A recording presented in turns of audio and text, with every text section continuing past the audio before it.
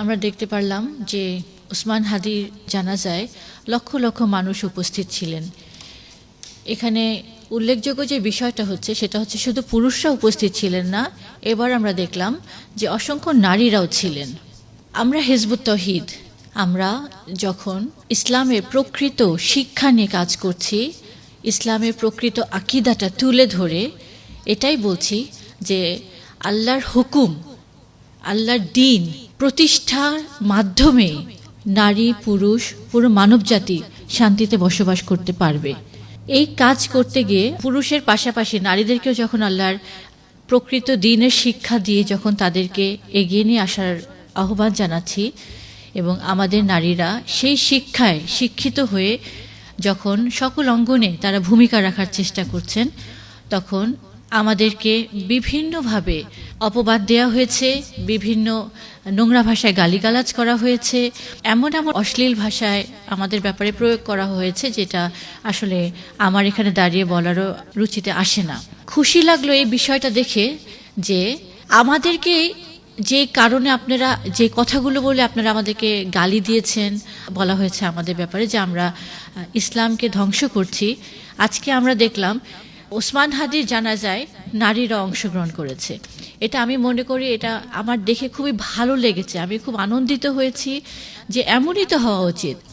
ইসলাম আকাশের মতন উদার, সমুদ্রের মতন গভীর একটা জীবন দর্শন, এবং এই মহান জীবন দর্শনে আদর্শে নারীদেরকে সংকুচিত করে রাখার, নারীদেরকে আবদ্ধ করে রাখার, তাদেরকে পশ্চাৎপদ করে রাখার কোনো জায়গায় আল্লাহ কোনো নজির রাখেননি। প্রত্যেকটা অঙ্গনেই তাদের সম্মান, তাদের মর্যাদা, তাদের দক্ষতার স্বাক্ষর রাখার জন্য আল্লাহ জায়গা করে দিয়েছেন এবং রাসূল পাক সাল্লাল্লাহু আলাইহি সাল্লাম ঠিক সেটাই করেছেন। তিনি নারীদেরকে সর্ব অঙ্গনেই নিয়ে গেছেন এবং তাদেরকে ভূমিকা রাখার জন্য সুযোগ করে দিয়েছেন। হিজবুত তৌহিদ কিন্তু সেই কাজটাই করছে।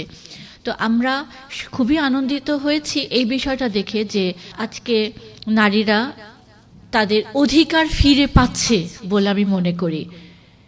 আমরা হিজবুত তৌহিদের নারীরা যখন জুম্মায় যাই, ঈদের জামাতে যখন আমরা অংশগ্রহণ করি, আমাদের মধ্যে আমাদের এই আন্দোলনে যখন কেউ ইন্তেকাল করেন, আমরা যখন তাদের জানাজায় আমরা নারী পুরুষ সম্ভব হলে আমরা সামিল হই, তখন আমাদেরকে অনেক কুদৃষ্টিতে দেখা হয়।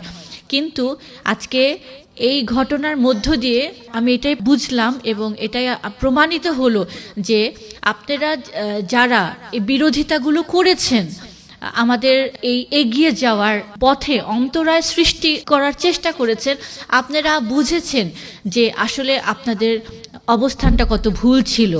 আপনারা এটা বুঝতে পেরেছেন যে যেটা হয়েছে এটা স্বাভাবিক, এটাই হওয়া উচিত, এটাই ন্যাচারাল যে একটা জাতির পুরুষের পাশাপাশি নারীরা সর্ব অঙ্গনে তারা থাকবে, তারা কাজ করবে, তারা জাতি গঠনে, রাষ্ট্র গঠনে, মানুষের সেবায়, মানব কল্যাণে তারা ভূমিকা রাখবে।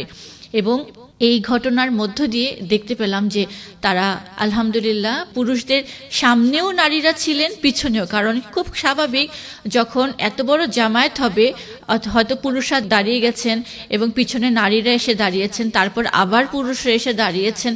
তো এরকম কিন্তু হজের ময়দানেও হয়, সেখানে কিন্তু নারী পুরুষের মধ্যে কোনো এরকম আলাদা ডিফাইন্ড কোনো লাইন থাকে না, কোনো কাতার থাকে না যে শুধু পুরুষরা এদিকে নারীরা এখানে। যে যেখানে পারে সেখানে দাঁড়িয়ে কিন্তু হজের ময়দানে তারা সামিল হন এবং তারা হজের নামাজ আদায় করে থাকেন। তো এই ঘটনা তো এমনই হয়েছে। তো এটাই প্রমাণ করছে এবং এটা খুবই আনন্দের বিষয় যে নারীরা তাদের অধিকার ফিরে পাওয়া শুরু করেছে, নারীরা তাদের সমাজে অবস্থান ফিরে পাচ্ছে এবং নারীরা যে ধর্মীয় যে তাদের অধিকার, যেখান থেকে তাদেরকে বঞ্চিত করা হয়েছিল, আবার তারা ফিরে পাচ্ছে। এবং গত বছর আমরা দেখলাম যে ঈদগাহ ময়দানে প্রায় 5,000 নারীরা সেখানে জামাতে সামিল হয়েছেন, তারা নামাজ আদায় করেছেন, ঈদের নামাজ। আমি মনে করি যে এটা হিজবুত তৌহিদের প্রচারণার কারণেই, হিজবুত তৌহিদের ইমামের, হিজবুত তৌহিদের আদর্শ যেটা ধারণ করেছে, যে আদর্শ আমরা গ্রহণ করেছি, ধারণ করেছি, এটা আমরা লালন পালন করছি, সেটার প্রচারণার কারণে আজকে মানুষের ভুলটা ভাঙছে। এবং সেই ঈদের নামাজে এত সংখ্যা ছিল নারীদের যে দেখলাম আমরা নারীদের মাঝে মানে ধাক্কাধাক্কি পর্যন্ত হয়েছে। এটাই স্বাভাবিক। রাসূল পাক সাল্লাল্লাহু আলাইহি সাল্লাম যখন ঈদের জামাতে শামিল হতেন সেখানে নারী পুরুষ উভয়ই আসতো।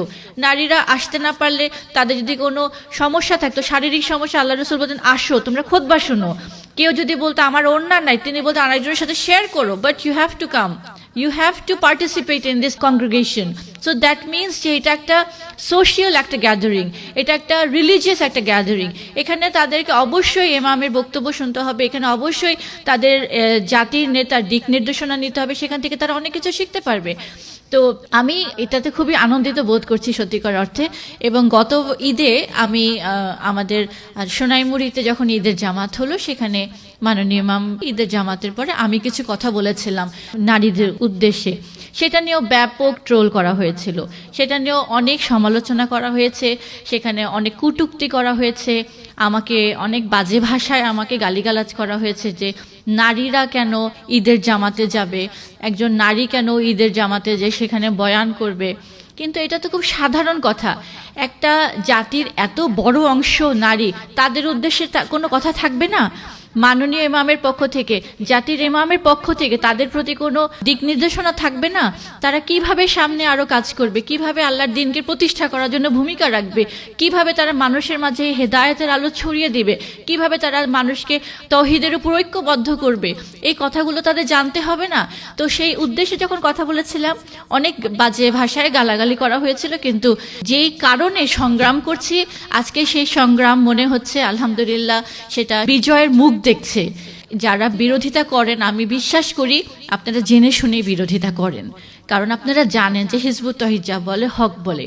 হিজবুত তৌহিদ যেই হেদায়ের উপর দাঁড়িয়েছে এটাই হচ্ছে রাইট ডিরেকশন, এটাই হচ্ছে আল্লাহর পক্ষ থেকে রাসূল পাক সাল্লাল্লাহু আলাইহি সাল্লামের উপরে পাঠানো রিসালাতের দায়িত্ব।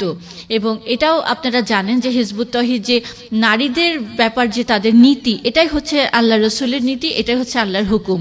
হিজবুত তৌহিদের নারীরা যেভাবে পর্দা করে আল্লাহর হুকুমের বিধানের বাইরে যে তারা অতিরিক্ত কিছু করে না এবং সেই ফরজ লঙ্ঘনের কিছু কাজও তারা করে না।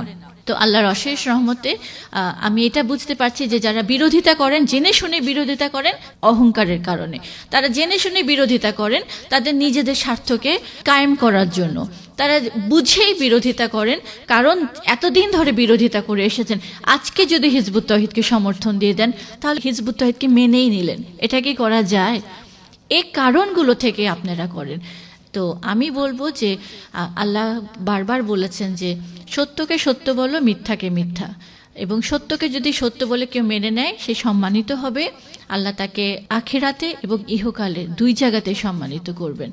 তো ওসমান হাদির এই জানাজাতে এই লক্ষ লক্ষ মানুষের মাঝে নারীরাও যে জানাজার নামাজে অংশগ্রহণ করেছেন এটাই স্বাভাবিক, এটাই হওয়া উচিত, এবং এটা তাদের ধর্মীয় অধিকার, এবং এই ধর্মীয় অধিকার থেকে তাদেরকে কেউ বঞ্চিত করতে পারে না, এটাই আমরা মনে করি।